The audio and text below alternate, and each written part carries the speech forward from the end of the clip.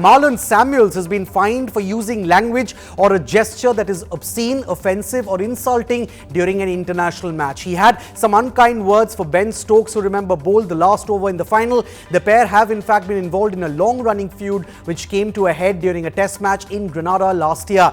Samuels also gave it back to Shane Warne, who he has quite a history with thanks to a clash during the Big Bash. Warne had been critical of Samuels as well during the World Cup while doing commentary. This is quickly turning out to be quite an ugly clash between Samuels and Shane Warne. Now, I know that this is good for the headlines, but is it really good for the game of cricket?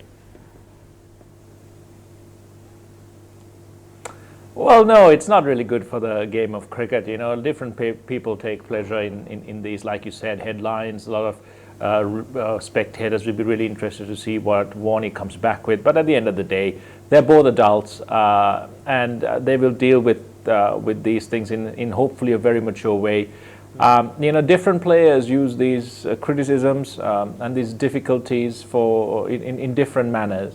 I think Samuels has used it to motivate himself to play really, really well. I mean, his clashes with Ben Stokes, his clash with Warne, his statement at the end show that he was very motivated to go out there and win the match for the West Indies. Right. And, you know, everyone should be careful, because once you've said something or you've done something or you've created a scene in the middle, on the field of play or outside it, you know, everyone gets an opportunity to bite back. And this was Marlon Samuels' turn.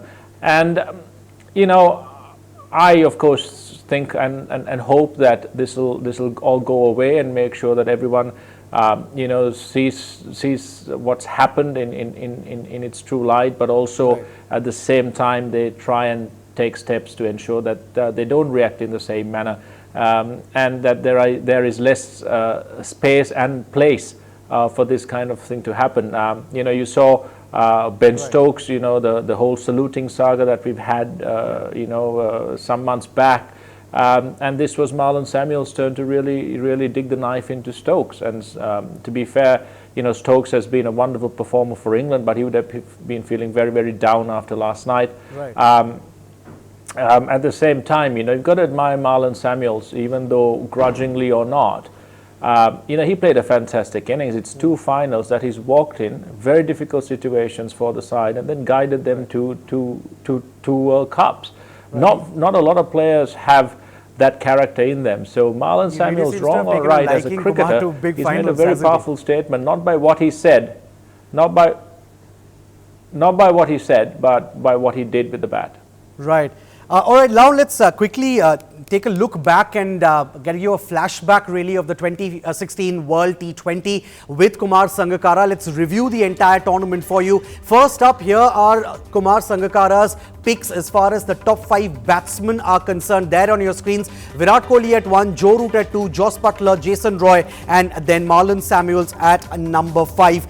Kumar, the extent of Virat's impact in the tournament really becomes quite clear when you see that he's the only one on that list that you've picked who did not play the final, and yet he had the maximum runs.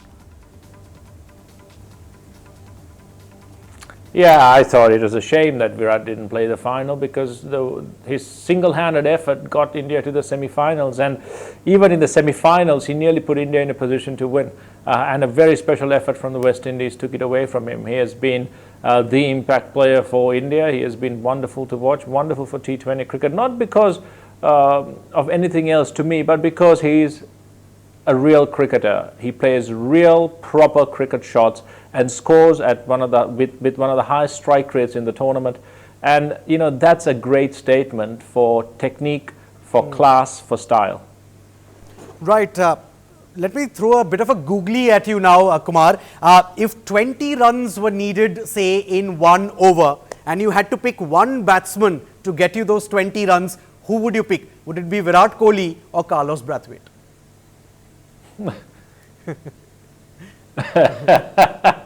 It'll have to be Carlos Brathwaite, isn't it?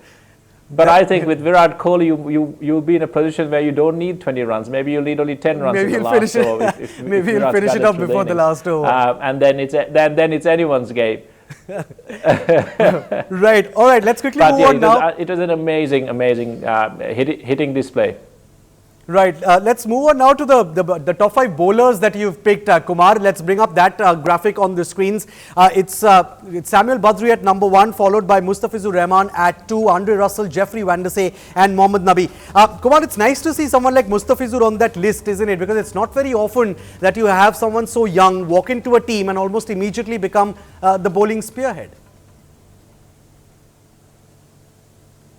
I think Mustafiz is a fantastic T20 bowler, even in one-day cricket.